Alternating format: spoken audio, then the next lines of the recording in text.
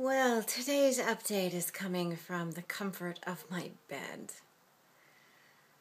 My mom left today and I had to drive her to the train station.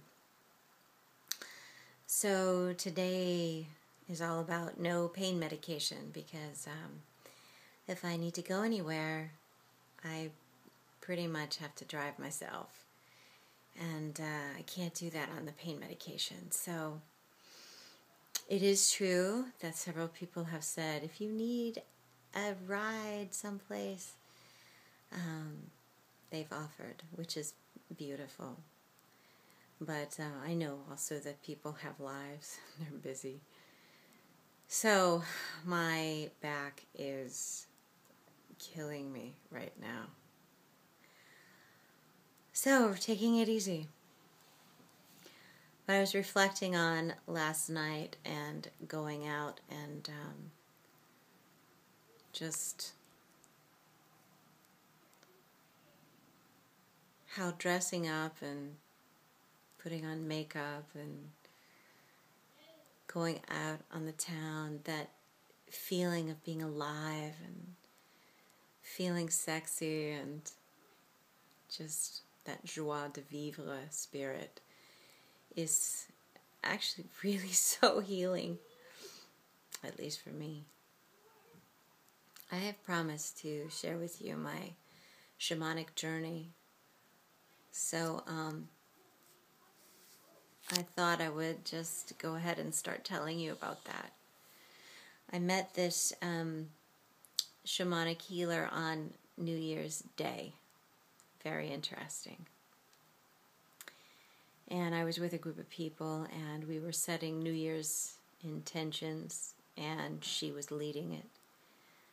And one of the things that happened in there was we were to, inside of a vision, come up with two words that, or a word actually, that would encapsulate this year. And my word was delightful, but then right on the heels of that word was powerful. So I really had two words. Anyway, she and I both felt a connection and spoke to each other about that. And it turns out she felt like she was going to work with me and that I needed to work with her, and I was sensing into the same thing. So the night before my surgery, it was like 9 o'clock at night, she and I got on the phone together and she led me through a visioning, shamanic visioning. And I don't know too much about that world. I have a wonderful friend who is also a shamanic healer. My friend Susan Reiner, she's amazing. But I don't, and I've attended some of her group, rituals. But I don't really know all of the symbols of all the different animals and things. So, and part of me before this journey was honestly like, not expecting very much. I don't know why, but I felt like maybe just the act of it, that I had actually said I would commit myself to doing this, was in and of itself something that was putting me into the energy of healing. So she started the vision and took me to this. She said, just go to a place in nature.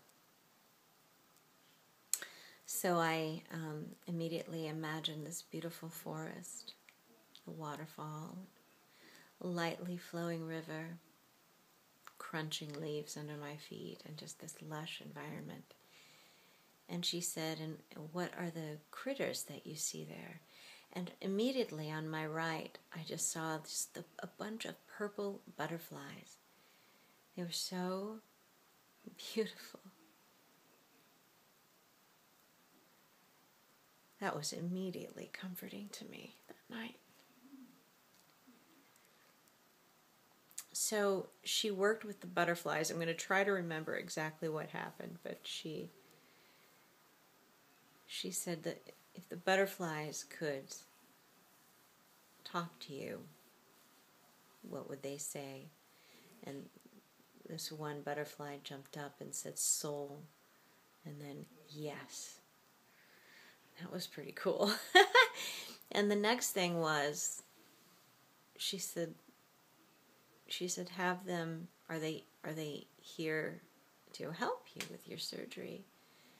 And I got the immediate answer that was yes. And she said, how are they going to help you? And so in my vision, the butterflies all immediately, like one by one, lined up. They got in a line. And I didn't understand that. And so she had me ask for another critter who's a guide to help understand what they're doing. And immediately, well, first of all, a kind of a porcupine showed up, but then it like morphed into an otter. And this otter was cute. He was splashing in the water. And then he kind of like immediately stood up with this very serious look on his face and said, they're here to help you get in alignment. They're going to help your spine get in alignment. And one of my friends who I shared this with said, it's interesting because butterflies are shaped like vertebra.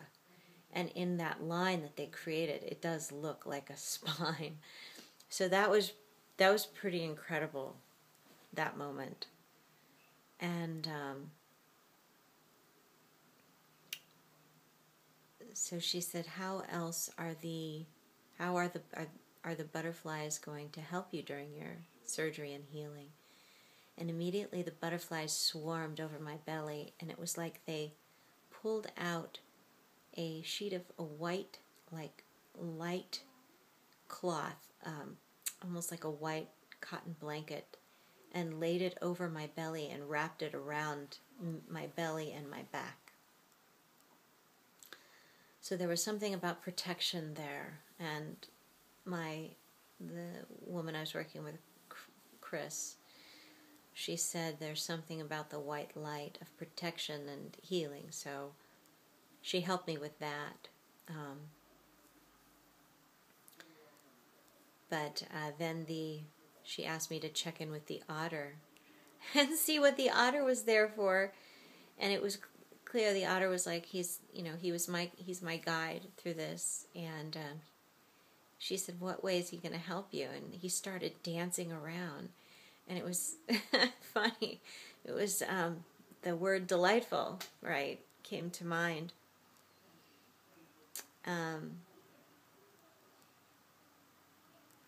Anyway, came out of that journey. There was a lot more to it, but this is what I'm recalling, it, what really stood out for me. And it's interesting because, of course, the butterfly is the symbol of transformation.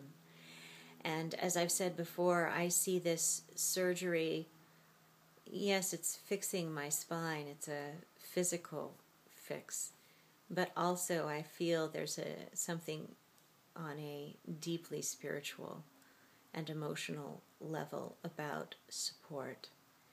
Being in alignment, standing strong, supporting myself, and having support in the world. That is getting also course corrected. So I thought it was beautiful. So butterflies have meant a lot to me through this whole healing process. And I looked up otter because I was so curious. And the otter did show up while I was in the hospital, but he just kept dancing for me. But I found it such a comfort, like it was just very healing. So I looked up otter and what that meant, and turns out the otter means healing. He's a symbol of healing and recovery. Now, I didn't know any of that going into this. Of course, I knew butterfly, that was a symbol of transformation, but I didn't know. Oh, that was the other thing that came up. The butterflies were purple, and I didn't know why.